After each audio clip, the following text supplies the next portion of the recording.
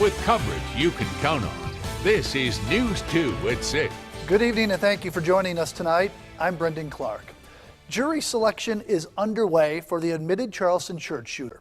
Back on June 17th of last year, it was Dylan Roof who walked into the Emmanuel AME Church downtown, sat through an hour of Bible study before opening fire and killing 9 people.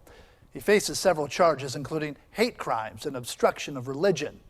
News 2's Ashley Yost has been covering the jury selection during this entire process. And Ashley, you were in that courtroom, so were hundreds of others, and were able to see Dylan Roof for the first time face to face. What was it like? Brendan, to me, he seemed older, more confident, more sure of himself, resolute when he walked into the room. And when we first saw him, he was wearing that prison jumpsuit that we saw him wearing last summer. But somewhere through the course of the morning, he changed into normal, everyday clothes. He was wearing a navy blue sweater and normal slacks. Now, there are no video or pictures, camera of any kind allowed in federal court. So there was a sketch artist who took pictures of the scene. We have them for you here. Take a look. And as the judge called roll of the potential jurors, Roof kept his head down, looking at the empty desk. Every now and then, he would glance up, and there was no pattern as to why or when he would look up, but he would raise his head and look at the potential jurors. The judge gave them the background on the case. What happened to cause Dylan Roof to face 33 federal charges? During that part, Roof never looked up one time. Now, the court summoned 3,000 people here for jury duty. Only 320 of those came today, but all of them, all 3,000, were drawn from the Low Country. So the judge said he knows most of them will have seen, heard, or read something about this case, but they're not looking for people who know nothing about it. They're simply looking for people who can be fair and impartial when deciding Dylan Roof's future.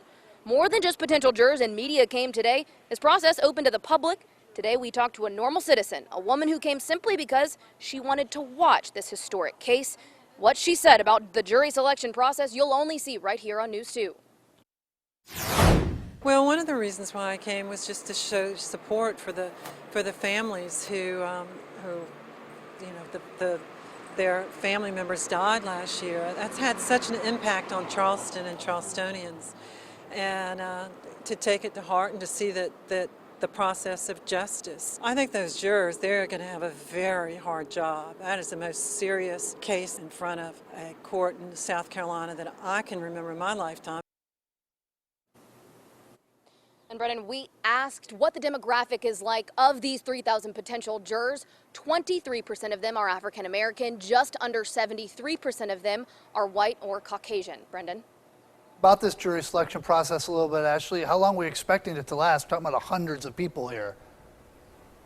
320 came today. It was the same thing 4 times over, 80 people in each group. Now, they've said that they're going to stop around 700. That's the 700 people that will come to the official voir dire section of the trial. That's when the lawyers get their chance to ask the jury some questions. But here today was just a judge asking questions.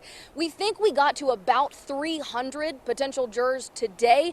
Hard to tell because some of those exemptions that they gave were for personal reasons, so that was blocked out from what we could see. All right, Ashley Yost, downtown at the federal courthouse. We appreciate that report. Ashley will be at the courthouse all week long. Be sure to head to our website, counton2.com. Follow us on Facebook as well as Twitter. We will be and have been posting updates